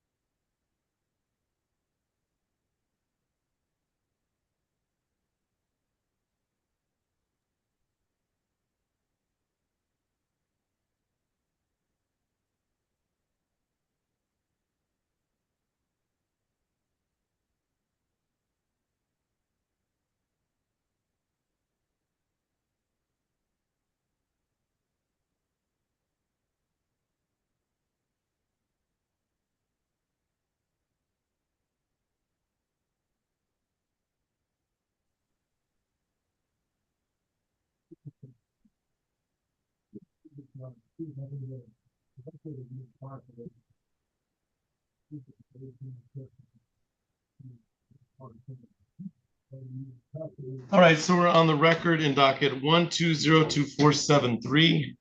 That's Lansing Automakers versus Bobby Bradford. For the parties, please introduce themselves for the record. Mr. Bach. Yes, good afternoon, Your Honor. Ron Bach here for, almost said his name, Lansing Automakers Federal Credit Union. That is it, and you're covering for Mr. Smith? I am. All right. And sir, you are Bobby Bradford, is that correct? Yes. All right, thank you. This is time set for discovery hearing that was after a bench warrant was issued. There was a failure to appear on August 1st, and then a bench warrant, and we set this for live hearing for today's date. Mr. Bach, how are we proceeding today? Well, we did the questionnaire, Your Honor. I was going to request a date and follow up for some documentation of tax returns and bank statements. Okay. And then I didn't know if there was a bond we needed to handle today. Let's see. There was a bond set. It was set at 300 PR by the magistrate. So I can. So you're on a PR bond, is that correct, Mr. Bradford? Yes. Okay. So with Mr.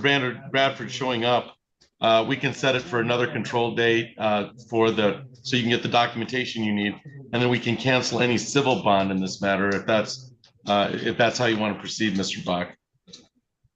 Yes. All right. So let's cancel. So you're saying there was no money paid? It's PR. Yeah, it was PR. So yeah, the magistrate did a PR bond for this, so I don't know. That was, she signed this on March 28th. A PR bond was set in this matter. So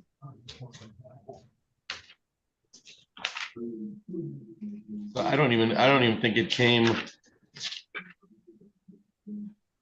Yeah, it's $300 PR bond was set by the magistrate, which I don't know, because that usually comes to me first, but I don't know how that happened. Anyway, we have Mr. Bradford here, and we'll cancel the warrant, the civil warrant. I'm going to indicate all parties met prior to the hearing.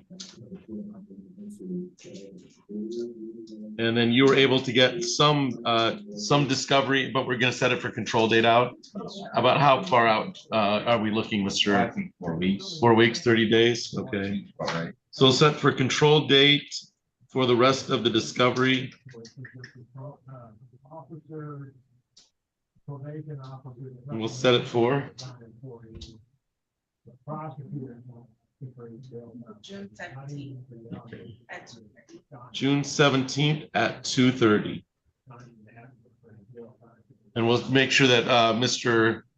Lansing Automakers has their discovery request and any documentation that follows concerning that. Yes. So we've set it for June 17th at 2:30. You'll get notice from my court officer, and then we'll go from there. Anything else for the record in 1202473, Mr. Bach? No, Your Honor, but this is from what I can see, this original subpoena is a few years old. And then the bench warrant was probably a couple years old. Let's see, 2022 is the bench warrant, and Yeah. then, So I'm yeah, gonna give him, I have a copy of the subpoena here, which he probably doesn't have with him. right, This is from August of 22. All right. So he can have a copy. all right. That's got the list of documents. I don't know that we have all that, but that's what they're looking to get. Yeah, there was a discovery after bench warrant on March 25th. So it was almost a year that the bench warrant was taken. And then on March 28th, that's when the PR bond was issued on the bench warrant. Right, So and that's also got, I think, Tim Smith's. Is that Mr. Smith's? Okay. You call them or talk to them. Get them information or documentation before the hearing. They'll just call the court and cancel the hearing. right, right. So that June 17th date is the control date for the hearing. If you're able to get a hold of Mr. Smith and get him the information he needs, there's no reason to have the hearing. All right. So this guy is, yeah. Yeah, so I'll just wait for the parties to hear from that. If not, it's set for June 17th at 2:30 for the control date for the out date for getting Mr. Smith any of the information he might need. Mr. Bradford, do you have any questions?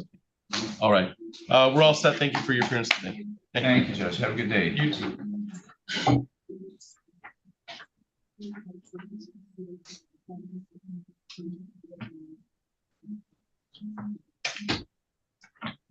Any little coverage today, Mr. Bach?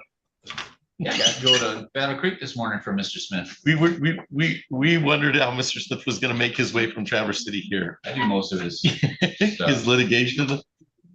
Yeah, it's like, why does you have an attorney up in Traverse? Why don't they just hire me? Yep, I don't know.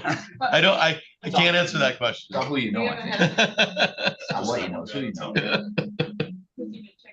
Yeah, he checked in with Cody. I don't know if he told you guys or not. No, There's no one's even it's told me failed that code. there's a file. Oh, yeah, it's just a failed code. So, Okay, let me go see if there's a file. What's his name? Dotson, Johnson? Okay. EODSON. Dots. Dotson, yeah. Yes, Dotson. yes. Oh, they're not even telling you. All right. All right, Mr. Sasang, what case are you here? 09067. Is that NU Union or is that credit acceptance? Your Honor, good afternoon. It is New Union Credit Union. All right. All right, and that is with Stara Meds. I have a proposed order that is with Sierra Renzi or Stara Med Spa PLLC. Is that correct? Yes, Your Honor. This is a motion to compel the garnishee defendant's response to interrogatories that were served by plaintiff. All right. Yes. So we'll give them, if we got a minute or two to give them. And then Mr. Popoff, you're here for credit acceptance for Chantel Axley. Is that correct? That's right, Judge. All right. And Miss Ackley was here and we told her she was driving. So we had her, she's going to come back. Hopefully she comes back. She was in the car driving. So we're waiting for her. Oh, she's here. Okay. All right. So she's here. I'll call that case in just a minute. All right.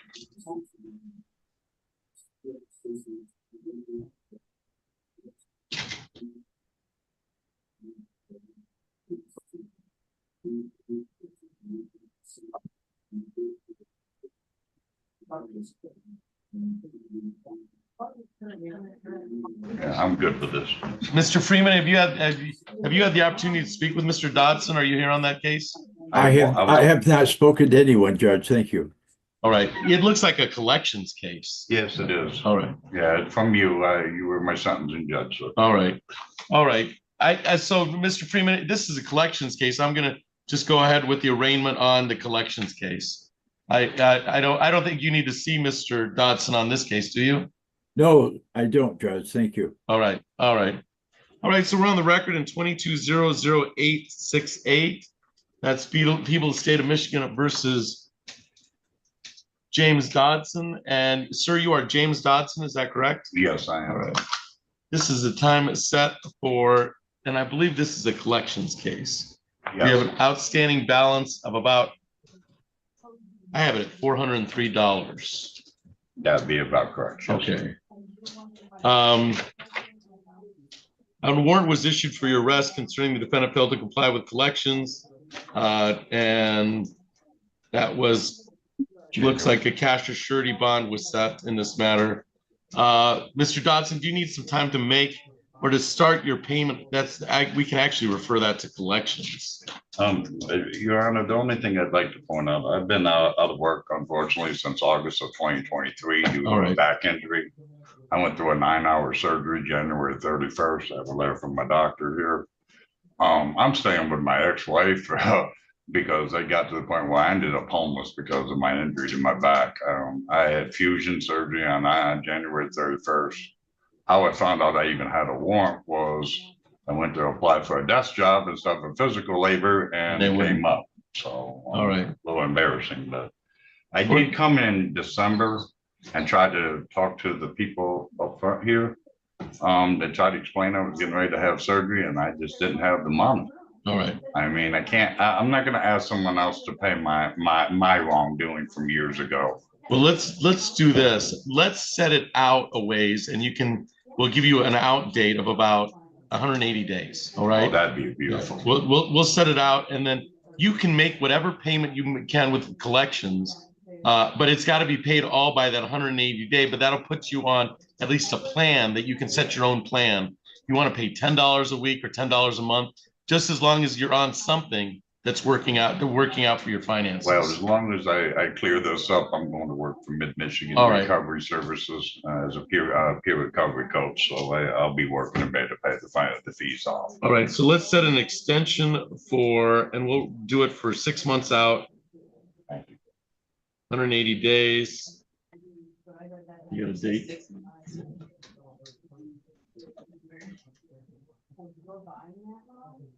I do have one question, Your Honor. November.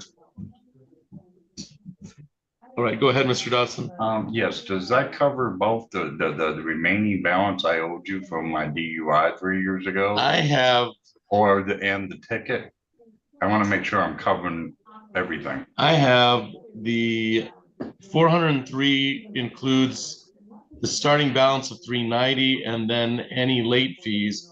And then that all stems from the same file. Okay. So, just want to make sure I make sure I cover everything. All right. Let's go ahead. So we'll set it for November 14th, 2024. We'll give you the extension. And then as long as it's all paid by November 14th, but what I would do just to keep you out of the bench warrant cycle is go make a payment when you're able to, and then continue that. And they'll see a record of, looks like you were paying at some point $15. Yeah, I was trying to make a payment when I could, and then you just ran into couldn't work problems. no more. Okay, all right. Well, I would continue that or something close to that so that it'll keep you out of the show cost cycle. Okay. All right. So we've reset an extension for November 14th, 2025, and we've extended this to 6 months. And Mr. Dodson, you should be all set. Okay, thank you very You're much. welcome. Have a good day. You too. John, I've got one. Can I have one Sure. question? They suspended my driver's license too over this. Would this clear this to where I don't know, and you should probably start with the Secretary of State because of that they're a different agency. It's a different administrative agency. What they said was I had to have a clearance from here. Then you're still paying off this account. So the account's got to be paid off. Yeah, I get my driver's license back. It's a if that's what they've told you, yes. They told me I have to pay a $45 fee once the court clears. Right. Yeah, so I just wanted to ask. Yeah, I think that if that's what they told you, they would look at their records and say, I think that's the reapplication fee. The $45 is to get your license after you've cleaned up this one. Okay, Yes. thank you. Oh, you're welcome. Yep.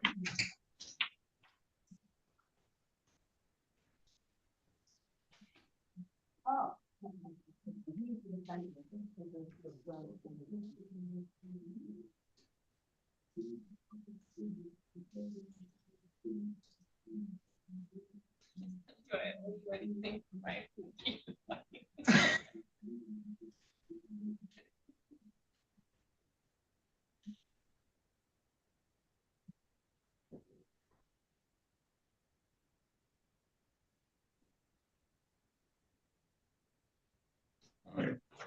So that's an extension. And then let me pull up New Union.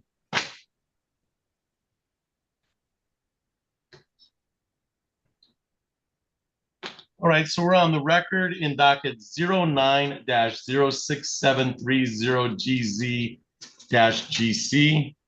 That is New Union versus Stara Medical Spa PLLC and Sierra Renzi. Will the parties please introduce themselves for the record, Mr. Song? Thank you, Your Honor. Good afternoon. Christopher Sosson, spelled S-O-S-S-O-N-G, P59383, appearing on behalf of the plaintiff. All right, and there is nobody by the name of Sierra Renzi or Star or a representative of Star Med Spa PLLC in the Zoom courtroom. There's nobody at all in the physical courtroom. And then Megan, if you want to call Sierra Renzi or Star Med, I don't think there's anybody in the hallway. Oh, you're right. It would appear that, so I'm going to put Phil to appears for. It would appear that the tenants have not appeared for the compelling of discovery request. So I'm going to indicate it that plaintiff appeared and D1 and D2 did not appear. And then I have a pending order for the writ of garnishment and plus attorney fees. Let's see, filed by yourself on behalf of NU Union Credit.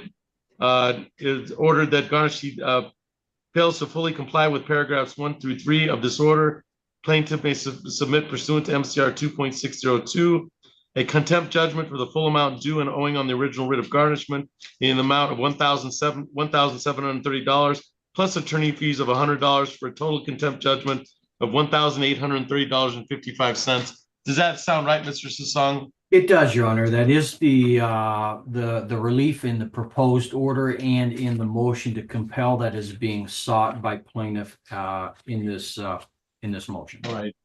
And so are you requesting the default judgment for non-appearance or to go forward with the motion? I'll grant the motion or the order and sign accordingly. It's up to you, Mr. Sasson.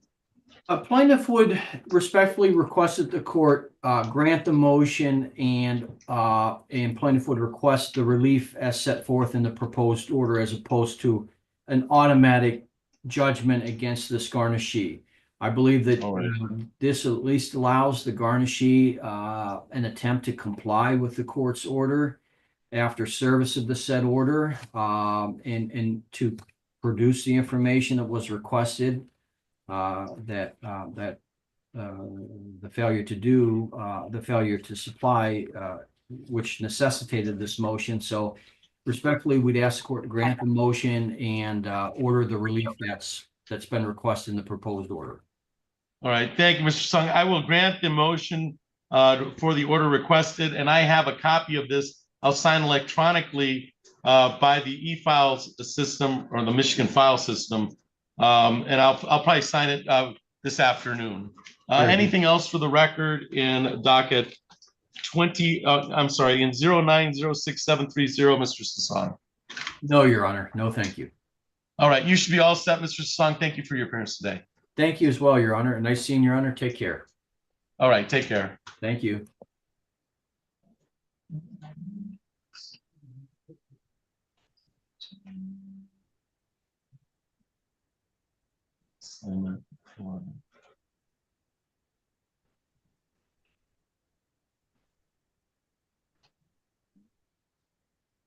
All right, and then we're on the record in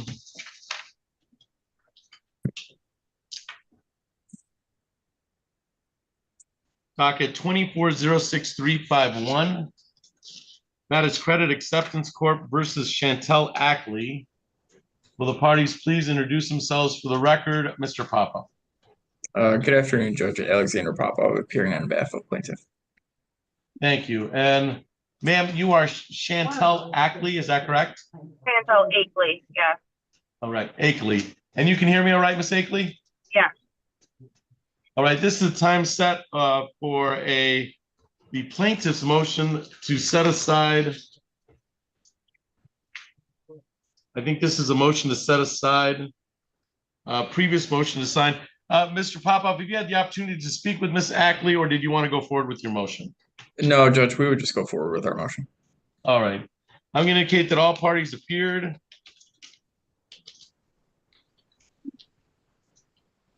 And plaintiff go forward with the motion. I did have the opportunity to at least read the motion, and I'm in possession of the pending order of consent judgments. It looks like I signed that on September 30th. Mr. Popoff, when you're ready. Yeah, Judge, we entered into a consent judgment, it looks like it was signed by Your Honor on September 30th, which included an installment payment order. In our affidavit, we stated that the last payment we received from the defendant was on October 4th, 2024. That installment payment order required the defendant to make installments of $600 a month starting October 4th. So she made one payment and she hasn't paid since. All right. Ms. Ackley, is there anything you want to say in response for the fail to pay concerning the consent judgment signed? I had lost a job, so I couldn't pay, and then I didn't end up restarting payment, so it's completely my fault. All right. All right. Well, Mr. Popoff, this appears to be, so I will grant the order of consent judgment or the follow-up order. So you'll follow this up with an order concerning, this is to reinstate the case. Is that correct? No, Judge, the consent judgment is still in effect. It's still, okay. This is just to set aside the installment payment order. All right. So I will entertain an order to set aside the installment payments concerning this matter, and then let you go forward with the case concerning Ms. Ackley. Now that it looks like the last one was, it looks like it was due on or before October 4th, 2024, and then there was not a full payment made since November of 2024. Is that correct? That's right, Judge. And there should be an order on the second page, I believe. All right. Okay, I have the order of consent judgment. I will look to see. I think there is a order for me to sign concerning to set aside the consent judgment, and I will sign it accordingly. Judge, we're not setting aside the consent judgment. We're not setting aside. You're just setting aside the installment payment. The installment plan. Okay. Okay. To sign order to set aside installment plan. And if I remember correctly, I believe that is already in my sign box, Mr. Popoff. Has that been already sent? The order? Yeah, I'm trying to remember what's in that box, and I can't remember if Credit Acceptance Corp filed a pending order for this matter, or I will receive that. Yeah, there should have been an order with the our affidavit of non-compliance attached. All right, so I will sign the order as it's presented. Ms. Ackley, do you have any questions of me concerning this? Is setting aside the installment plan, which reintroduces the debt, the principal balance. I have it at $15,566. Is that correct? Right. Is there any way that we can make it so that it I thought that this was a wage garnishment meeting. And so I had come up with if they took out $162.50 per check, that would be $650 a month, and it would be paid off in 3 years. And I thought that's what this was.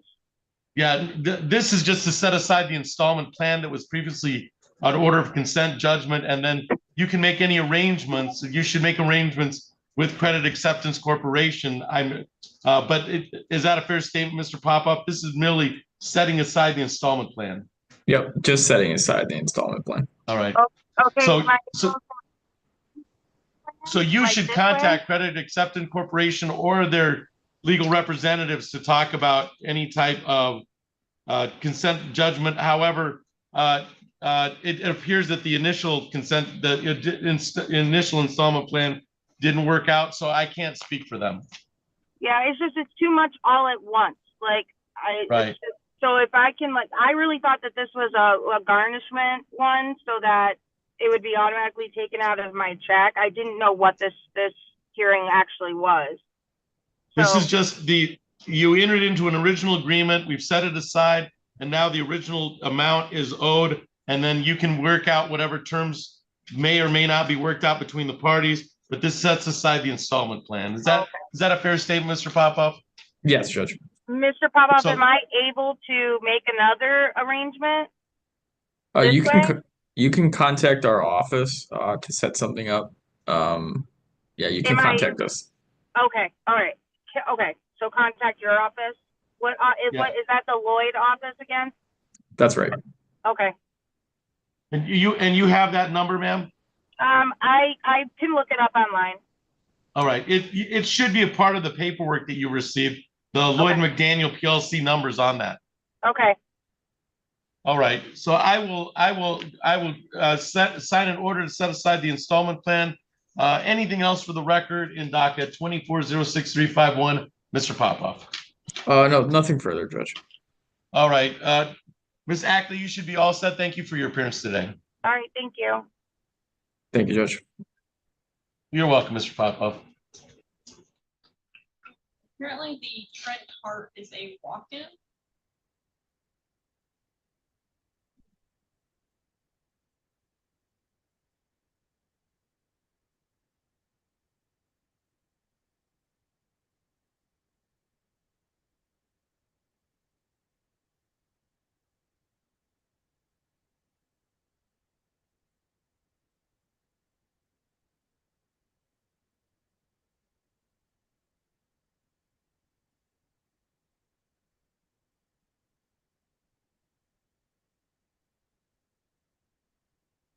So, Mr. Freeman, we have Mr. Hart is here on a walk-in.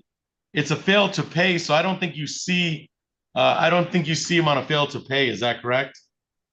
Well, we don't go too far astray from the criminal to the civil, but I don't understand. I mean, I heard what the court said, but I'm not understanding, I guess, more fully what the complaint says or what he's charged with. Yeah, Or what, let me grab the file and I'll read it. We'll read it together. But I don't think you see Mr. Hart. But let me grab the file and take a look at it. And sir, you are Trent Hart, is that correct? You'll have to unmute. Yes. All right. And I was supposed to arraign you on a warrant for fail to pay, is that correct? Yes. All right. Stand by. Let me grab the file and then we'll go from there. All right, Mr. Freeman? thank you, Judge, very much. Thank you.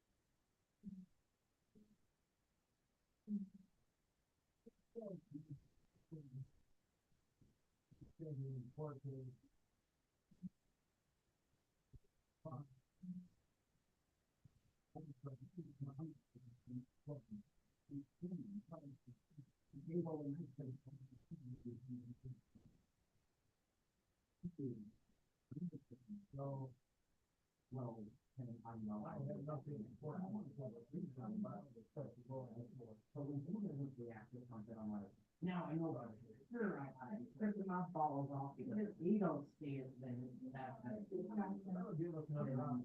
just like confirmation. And it sounds crazy when he says that. All right. I have a fail to pay. Looks like Judge Simmons set up a payment plan. So there's already a judgment in effect. It's just a question now of what It's just party a having balance. to It's pay. a collect. It's pretty much. It's just a balance of $210 to the criminal court, and I think we set it for bench warrant when he didn't appear. So, okay. All right. So let me arraign him on that. You don't have to see him, Mr. Freeman, do you? No, Judge, I don't. All right. All right. Let's go ahead. So, Mr. Hart, I'll go ahead and arraign you on that case. You can unmute. So we're on the record in docket 24-00627. And that is People of the State of Michigan versus Trent Hart. And sir, you are Trent Hart, is that correct? Yeah. All right. This is a show cause on a warrant was issued for an outstanding balance. I have the outstanding balance of $210 for failed to pay on a bench warrant was requested. So you understand the nature of the warrant that's been requested. It's for the fail to pay of the balance of $210. Do you understand that, Mr. Hart? Yeah. All right. Mr. Hart, for your appearance today, I can quash the bench warrant, but we're gonna have to, you haven't paid it all. And so my guess is, do you need some time to make the $210 payment to the city of Lansing? Yeah. Yeah, I need some time only because if not, if you continue, you'll just get caught in the show cause cycle. We'll issue another bench warrant for you, and then you'll get caught in this cycle. So how about realistically, how long would it take to pay that $210 debt? 2 months. Couple months? Yeah, just like 60 days. All right. So I'm gonna grant first of all, I'm gonna quash the warrant. So you'll not have a bench warrant out for you on this file, and then I'm gonna grant a 60-day 60-day extension.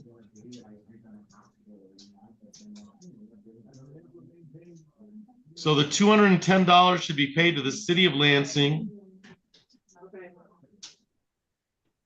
And 60 days out would be July 14th. July 14th, 2025. So Mr. Hart, you can make your own payment plan as long as it's all paid by July 14th, 2025. If it's not, you'll probably get another warrant issued for you because nothing has been paid on this account. All right, sir? All right, thank you. All right. So that's $210 to the city of Lansing that can be paid online, in person, or by phone. And the date is July 14th, 2025 to get that all paid to the city of Lansing. You should be all set, sir. Thank you for your appearance. Thank you.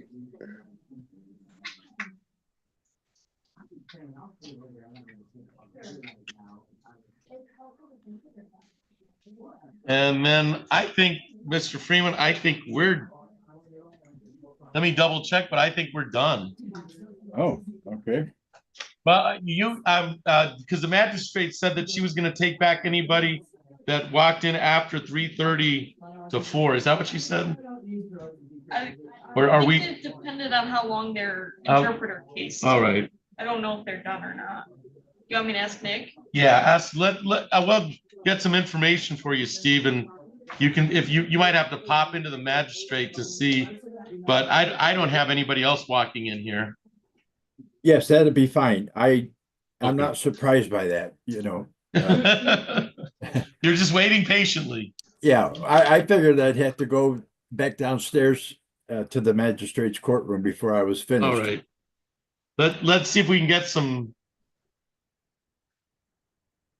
Nick's a pretty sharp tack. He'll know what's going on. So that's the last person I know about. Okay, so that is the last person that Nick knows about. So you can go down there and talk to him, but that should be the last one for today. All right, very good. Well, it was my pleasure, Judge. Thank you. Thank you, Mr. Freeman.